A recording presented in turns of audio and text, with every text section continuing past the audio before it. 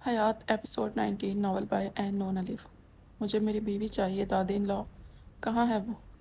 کتنے گھنٹے ہو چکے ہیں مجھے آئے ہوئے مگر ابھی تک دیکھنے بھی نہیں آئی۔ اب وہ جھنجھلا رہا تھا، آ جائے گی تمہاری بیوی، صبر کر لو ذرا، اور لو یہ دوائی کھاؤ۔ بیوی ٹھیک ہے نا؟ میری پیچھے آپ لوگوں نے اس کا خیال رکھا ہے نا؟ رونے تو نہیں دیا اس کو؟ ان کے بڑے ہوئے ہاتھ کو نظر انداز کرتا وہ پریشان ہوا تھا۔ جتنی اس کی طلب بڑھ رہی تھی اتنا ہی وہ اس سے چھپ رہی تھی۔ بہت خیال رکھا ہے بھائی آپ کی بیوی کا، اور تو اور اب وہ ہمیں آپ کے نام کی دھمکیاں بھی دینے لگی ہے۔ مجال ہے جو کچھ سن لے آپ کے خلاف۔ احمد کی بات پر اب اس کا دل پھڑ پھڑا کر رہ گیا تھا۔ اس کا بس نہیں چل رہا تھا کہ کسی بھی طرح اسے سامنے لے آئے، مگر کوئی بھی اسے ہلنے نہیں دے رہا تھا، اور یہ چیز اس کے اندر غصہ بھرتی جا رہی تھی۔ دادی اس کی کیفیت سمجھ رہی تھی، مگر اپنی سرپری پوتی کا کیا کرتی جو واقعی چھپی بیٹھی تھی، اور پھر وہ جو رکنے کے ارادے سے آئی تھی واپس جانے کا فیصلہ کر گئی تھی۔ یہ کیا بات ہوئی دادی؟ آپ نے کہا تھا آپ رکیں گی، پھر کیوں جا رہی ہیں؟ بار بار اس کا رونے کا دل کر رہا تھا۔ اسے پتا تھا اگر وہ اکیلی رہ گئی تو بکھر جائے گی، جو تکلیف درد اس کے دل میں دبا ہوا ہے وہ پھر سے باہر آ جائے گا۔ وہ نوفل احمد خان کو خود میں دیکھنے کی ہمت کر نہیں پا رہی تھی۔ دادی سے بہت سمجھا کر اب احمد کے ساتھ جا چکی تھی، اور اب وہ اکیلی رہ گئی تھی۔ کتنی دیر تک وہ ہال میں ہی رہی تھی، اس کی ہمت نہیں ہو رہی تھی اندر جانے کی۔ آنسو بار بار امڑنے کو بےتاب تھے۔ اسے یقین تھا اگر وہ نوفل احمد خان کے سامنے جائے گی تو ضبط ہار جائے گی۔ جب اسے یقین ہو گیا کہ وہ سو گیا ہوگا تب وہ ہمت کر کے اٹھی تھی، اور آہستہ آہستہ قدم اٹھاتی روم میں داخل ہو گئی تھی۔ ڈم لائٹ کی وجہ سے کمرہ نیم اندھیرے میں ڈوبا ہوا تھا۔ وہ چینج کر کے اس کے برابر میں فاصلہ رکھ کر لیٹ گئی تھی، اور پورے 15 دن بعد وہ اس کو دیکھ رہی تھی کہ اس قدر بدلاؤ آیا تھا اس میں۔ کندھے سے سینے تک پٹی بندھی ہوئی تھی، جہاں زخم کی گہرائی کی وجہ سے ہلکی ہلکی سرخی پٹی کے باہر سے بھی نظر آ رہی تھی۔ دوسری پٹی اس کے دائیں بازو پر بندھی ہوئی تھی۔ اس کا حال بھی ایسا ہی تھا۔ اس کی حالت دیکھ کر وہ شدت کریا سے زور سے آنکھیں میچ گئی تھی، جن سے اب گرم سیال بہنے لگا تھا۔ سسکیوں کی آواز روکنے کے لیے وہ ایک ہاتھ سے زور سے اپنا منہ دبا رہی تھی، اور نوفل احمد خان جو اس کے انتظار میں اب تک نہیں سویا تھا، اس کا یہ حال دیکھ کر ششدر رہ گیا تھا۔ دادی نے بتایا تھا اسے کہ وہ اپنا اس کے حکم پر بہت خیال رکھ رہی تھی، مگر 5 دن سے وہ مسلسل روزے رکھ رہی تھی اور زبردستی تھوڑا بہت ہی کچھ کھاتی تھی، جس سے پھر اسے اس کا وزن پہلے جتنا ہی ہو گیا تھا، مگر کمزوری حد درجہ بڑھ چکی تھی، جس کی وجہ سے وہ 2-3 بار بے ہوش بھی ہو چکی تھی۔ اور یہ سب سن کر اس کا دل چاہا تھا وہ ایک دو تو اس کو لگا ہی دے، مگر اب اسے دیکھ کر جو آنکھیں میچی اپنا منہ دبائے سسکیاں روک رہی تھی اور آنسو لڑیوں میں بہہ رہے تھے۔ بیوی اس کی آواز پر اس نے آنکھیں کھولی تھی اور فوراً کروٹ بدل گئی تھی، اور منہ پر تکیہ رکھ کر جیسے چھپنے کی کوشش کی تھی۔ بیوی میری طرف آؤ، دیکھو مجھے اٹھنے میں دقت ہوگی، اس لیے پلیز میرے پاس آؤ۔ اب کہ وہ بے بسی سے بولا تھا، مگر اس کی بات سن کر اس نے تکیے کی گرفت اور مضبوط کی تھی، اور نوفل احمد خان خود میں ہمت جٹاتا اس کے بالکل قریب سرکا اور بیک گراؤنڈ سے ٹیک لگا کر بیٹھ گیا۔ بیوی اس کے چہرے سے تکیہ ہٹاتا وہ اسے اپنی طرف کر چکا تھا، اور یہاں حیات کی برداشت کی حد تھی۔ وہ اس کے پیروں سے لپٹ کر جو روئی تھی تو نوفل احمد خان کو بھی ڈرا گئی تھی۔ میں نے آپ کو بہت مس کیا، مجھے آپ کا سن کر بہت تکلیف ہوئی تھی، اور میں نے آپ کے بیوی اسٹاپ کرائنگ، تم چاہتی ہو مجھے اور تکلیف ہو؟ اس کے بالوں میں انگلیاں گھماتا وہ اسے چپ کروا رہا تھا۔ اس کے پوچھنے پر اس نے زور زور سے نفی میں سر ہلایا، مگر سر اب بھی اس کی رانوں پر تھا۔ میرے پاس اٹھ کر نہیں بیٹھو گی؟ اس کے کہنے پر وہ اٹھ کر اس کے قریب بیٹھ گئی تھی۔ سر جھکا ہوا تھا اور لبوں کو ایک دوسرے میں پیوست کیے مٹھیاں بھیجے وہ ضبط کی انتہاؤں پر تھی۔ اس نے بایاں ہاتھ اٹھا کر اسے اور قریب کرنے کی کوشش کی، جس میں اسے درد محسوس ہوا تھا۔ حیات سمجھ گئی وہ کیا چاہ رہا ہے، خود ہی اس سے بالکل لگ کر بیٹھ گئی تھی۔ بہت مس کیا مجھے، اس کا چہرہ صاف کرتے ہوئے پوچھا تھا۔ اس کا انداز ایسا تھا اس کے ساتھ جیسے کسی باپ کا اس کی لاڈلی بیٹی سے ہوتا ہے، اس کے ناز نخرے اٹھانے میں، اس کو بہلانے، اور یہی تو بہترین شوہر ہوتا ہے، جو بیوی کے لاڈ ایک بیٹی کی طرح اٹھائے، بالکل بچوں کی طرح۔ بہت سارا آپ سے بہت بات کرنے کو بھی دل کر رہا تھا، اور مجھے نیند بھی نہیں آتی تھی۔ رونے سے لہجہ دھیما ہو رہا تھا، جیسے زبردستی بول رہی ہو۔ تو پھر کیسے سوتی تھی آپ کی شرٹ پہن کر؟ اس طرح کہا جیسے کوئی جرم کیا ہو، اور نوفل احمد خان کو سن کر افسوس ہوا تھا خود کے زخمی ہونے پر۔ پھر بھی وہ درد کی پرواہ کیے بغیر اپنی شدت کا ایک مظاہرہ کر گیا تھا۔ اس کی کراہ کی آواز سن کر وہ دور ہوئی تھی۔ آپ کو درد ہو رہا ہے نا؟ اپنی کنفیوژن بھول کر وہ اس کی فکر میں مبتلا ہوئی تھی۔ پاس آؤ بیوی، دور مت ہوا کرو، 15 دن کم تھے کیا دوری کے؟ مگر آپ کو درد ہو رہا ہے۔ تمہارے دور جانے سے درد ہو رہا ہے۔ نزدیک آؤ۔ وہ پھر پہلے کی طرح بیٹھ گئی تھی۔ خیال کیوں نہیں رکھا اپنا؟ دیکھو پھر سے کتنی کمزور ہو گئی ہو۔ ایکسرسائز بھی نہیں کی اور روئی بھی۔ سب سے منع کر کے گیا تھا میں۔ پھر اس کے بات کرنے سے لگ ہی نہیں رہا تھا کہ وہ اتنی تکلیف میں ہیں۔ اس کے پوچھنے پر اس نے سر جھکا دیا تھا اور نوفل احمد خان نے اپنا ہاتھ اس کے بازو سے ہٹا لیا تھا۔ گویا ناراضگی کا اظہار تھا جسے حیات نے شدت سے محسوس کیا تھا۔ میں نے رکھا تھا، بعد میں بھی کوشش کی تھی مگر نہیں کھایا جاتا تھا۔ آئی ایم سوری، آپ ناراض نہیں ہوں، میں رکھوں گی خیال، ایکسرسائز بھی کروں گی، مگر آپ… رونے نے جملہ پورا نہیں کرنے دیا تھا۔ بیوی میں ناراض نہیں ہوں، تم جانتی ہو نا ڈاکٹر عائشہ نے کیا کہا تھا، یاد ہے نا؟ اس کے پوچھنے پر اس نے اس بات میں سر ہلایا۔ مجھ سے ملنے کیوں نہیں آ رہی تھی؟ اس کے سوال پر اس نے اس کی طرف نظر کی تھی اور ایک بار پھر شدت سے رو دی تھی، اور وہ اس کے نہ آنے کی وجہ سمجھتا۔ آپ نے درد کی ایک بار پھر پرواہ کیے بنا سینے سے لگا چکا تھا۔ میں ٹھیک ہوں بیوی، کیا تم پچھتا رہی تھی مجھے جماعت میں بھیج کر اور جہاد کی تمنا کر کے، اور اس میں ہوئی میری یہ حالت دیکھ کر جو اتنا رو رہی ہو؟ اس کے پوچھنے پر اس نے سر اٹھایا تھا۔ اللہ جانتا ہے، ایک پل کے لیے بھی مجھے نہیں لگا کہ میں نے اپنے لیے نہیں بھیجا تھا۔ میں نے اس کا شکر ادا کیا تھا کہ اس نے ہماری کوشش قبول کی، اور میں خود نہیں رو رہی ہوں، خود ہی رونا آ رہا ہے، اور میں اللہ ہی کے سامنے بس روئی تھی۔ گھر میں نہیں پتا کسی کو بھی میرے رونے کا، اور اب آپ کے سامنے مجھے نہیں پتا مجھے کیوں اتنی گھٹن ہو رہی ہے۔ اللہ کی قسم آپ سے زیادہ اللہ سے محبت کرتی ہوں، اور اللہ بھی آپ سے زیادہ مجھ سے محبت کرتا ہے۔ سسکیوں کو روک کر بولتی ہوئی اپنی بیوی کو دیکھ کر وہ سوچ رہا تھا کہ کوئی اس جیسا معصوم ہوگا جو یہ ظاہر کر گئی تھی کہ اسے اپنے شوہر سے محبت ہو گئی ہے، اور اسے اس کا احساس بھی نہیں۔ اس کے اندر جس بات نے تلاطم برپا کیا تھا، اسے لگ رہا تھا وہ اس سے باتیں کرتا رہا تو خود کو بالکل روک نہیں پائے گا، مگر یہاں بھی اسے اپنی بیوی ہی کی فکر تھی۔ مجھ سے محبت ہے نا بیوی؟ اس کے سوال پر وہ بنا سوچے سمجھے بچوں کی طرح سر ہاں میں ہلا کر کہہ گئی تھی، آپ نے میڈیسن لی؟ تم آئے ہی نہیں دینے۔ اس کا جواب سنتے ہی وہ فوراً اس کی دوائیاں چیک کرنے لگی تھی۔ ہاتھ کیوں کانپ رہے ہیں بیوی، تم ٹھیک ہو؟ وہ جو اس پر نظریں جمائے بیٹھا تھا اس کے ہاتھوں کی واضح کپکپاہٹ دیکھ کر پریشان ہوا تھا۔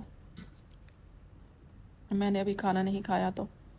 اس کی طرف دوائی بڑھاتے ہوئے ایک اور جرم کا اعتراف کیا، جسے سن کر نوفل احمد دوائی لینے سے انکار کر گیا تھا اور چہرہ دوسری طرف کر لیا تھا۔ یہ حیات کی برداشت سے باہر تھا۔ وہ باہر کی طرف بھاگی تھی۔ نوفل احمد کو حیرانی ہوئی تھی، وہ اس کے پیچھے اٹھ کر جانا ہی چاہتا تھا جب بھی اس کی واپسی کھانے کی ٹرے کے ساتھ ہوئی تھی، جس میں دودھ کے 2 گلاس تھے، اور جلدی جلدی کھانے لگی تھی۔ دودھ کا بھرا ہوا گلاس اس کی طرف بڑھایا اور آدھا والا خود دیا، جسے نوفل احمد چینج کر گیا اپنا اسے دے کر، اس کا خود لے کر، مگر اس کے کھانے تک وہ صرف اسے دیکھتا رہا تھا، بولا کچھ نہیں تھا۔ اب لیں گے نا دوائی؟ اسے پھر رونے کی تیاری پکڑتے دیکھ کر اس نے دوائی لے لی تھی۔ میں نے سوچا تھا بیوی میری تکلیف کو کم کرے گی، مگر وہ تو بڑھا رہی ہے۔ اس کے افسوس پر وہ پریشان ہو گئی تھی۔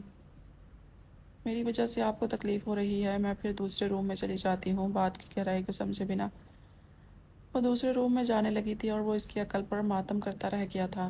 بیوی مجھے تکلیف تمہاری اپنے بارے میں لاپرواہی سے ہوتی ہے، دوسرے کمرے کا سوچنا بھی نہیں، تمہیں پتہ ہے تمہاری جگہ کہاں ہے۔ اور اب مجھے یاسین سناؤ گی نا؟ بہت مس کی تمہاری آواز۔ جی سناؤں گی۔ اسے صحیح سے لٹا کر وہ خود پہلے کی طرح اس کے پاس آ کر لیٹ گئی۔ پہلے وہ یہ کام خود کرتا تھا جو خود اس کی باہوں میں آئی تھی۔ یاسین سنتے سناتے وہ دونوں 5 دن بعد ایک دوسرے کی آغوش میں آج سکون کی نیند سو رہے تھے۔ بیوی میرا وضو کروا دو۔ اس کی آواز سن کر وہ کچن سے بھاگ کر آئی تھی، اور پھر اس کو وضو کروا کر اسے مصلے پر بٹھایا اور اس کے جسم پر اپنا دوپٹہ لپیٹا۔ اب وہ بیٹھ کر اشارے سے نماز پڑھ رہا تھا۔ وہ خود جلد از جلد ٹھیک ہونا چاہتا تھا، اس لیے خود بھی کوشش کر رہا تھا۔ اب وہ اسے ناشتہ کروا رہی تھی، اور اس کے حکم پر 2 لقمے خود لیتی اور ایک اسے دیتی، اور دودھ بھی رات کی ہی طرح پیا۔ بیوی سب سے زیادہ خوشی کس سے ہوئی؟ تمہیں میرے ہوش میں آنے کا سن کر، یا واپسی کا سن کر؟ یہ سن کر کہ آپ نے ہوش میں آنے کے بعد کہا تھا نماز کا وقت ہو رہا ہے۔ مجھے نماز پڑھنی ہے۔ اور الحان بھائی نے کہا تھا ٹھیک ہو جاؤ پھر پڑھ لینا۔ اس پر آپ کا جواب ہوش میں آ چکا ہوں، اب کوتاہی معاف نہیں ہوگی۔ اور پھر پاپا نے آپ کی وضو کروائی تھی اور آپ کی دیکھا دیکھی وہاں سارے مریض نماز پڑھنے کی کوشش کرنے لگے تھے۔ کس نے بتایا یہ؟ پاپا نے سب بتا دیا۔ اور اب الحان بھائی بھی آنے والے ہیں، انہوں نے 10 منٹ بعد آنے کا انتہا دیا تھا۔ میں نے ان کا ناشتہ بنا دیا ہے، آپ ان سے کہہ دینا کچن میں ٹرے تیار رکھی ہے۔ تبھی دروازہ ناک ہوا تھا۔ 1 منٹ بیوی، یہاں آؤ ذرا۔ اس کے بلانے پر وہ قریب آئی تھی اور قریب کہنے کے ساتھ ہاتھ پکڑ کر اسے قریب کیا تھا اور اسے حد درجہ کنفیوز کر کے روم میں جانے کا اشارہ کیا، اور وہ اشارہ ملتے ہی سر پٹ بھاگ کر اسے ہنسا گئی تھی۔ کیا بات ہے، ماشاء اللہ چہکار ہو رہی ہے۔ الحان کے آنے پر بھی اس نے ہنسی روکنے کی کوشش نہیں کی تھی۔ شادی کر لو پھر تمہیں ایسے سوال کرنے کی ضرورت نہیں پڑے گی، سمجھ خود بخود آ جائے گی۔ اس نے جواب پر الحان کا کہکا بھی ساختہ تھا، آنکھوں کے پردے پر کچھ چہرہ جھلملایا تھا۔